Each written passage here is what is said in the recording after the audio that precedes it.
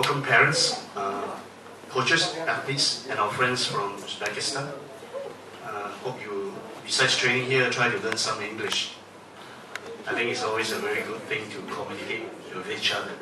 I think, first of all, the last session was December the 11th, last year, as Yofi has said. Before I can Melvin and the athletes, please move forward. Yeah. Now, one of the things which I observed the last session was that there were a lot of elite athletes, senior athletes, but there were not that many junior athletes. So one of the things which I was discussing with Kundalan was that perhaps if we hold the session over a weekend, it could be good for the parents, but maybe not as good for the young athletes. So I think, Yofi, we should think about that, whether the weekend is a good time, because we want to engage the junior athletes.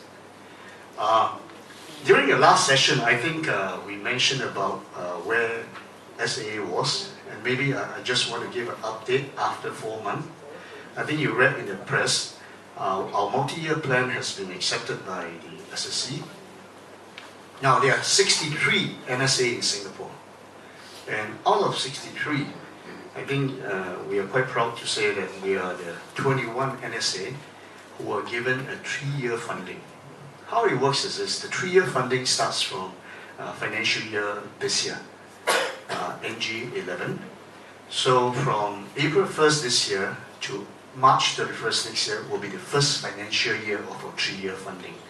What they do is that this current year, we are allocated already a certain sum of money.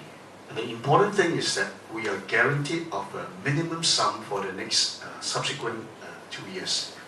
In other words, that actually can help us a lot on our planning, because we know that there will be a minimum sum of money coming for the NG12, NG13, which is very useful. And I've thanks. Hi, Matthew. And I've said many times to my MC and the ESCO, the function of this current management of SA is that besides paying our secretariat, all the money must go to the athletes and the coaches. That is very important, because that's where the money is given by the government to us, and we have to spend it on the athletes and the coaches. And of course, one of the core things to develop the pathway for the athletes, it's not rocket science, it's to develop a very strong junior base. And Kunalan will come up with a presentation of how we plan to do things. But important thing, I think, for everyone to know is this: we can come up with any plans, we can come up with whatever things we want to put it on paper. But important thing is that we, all of us, the stakeholders, must work together as a team.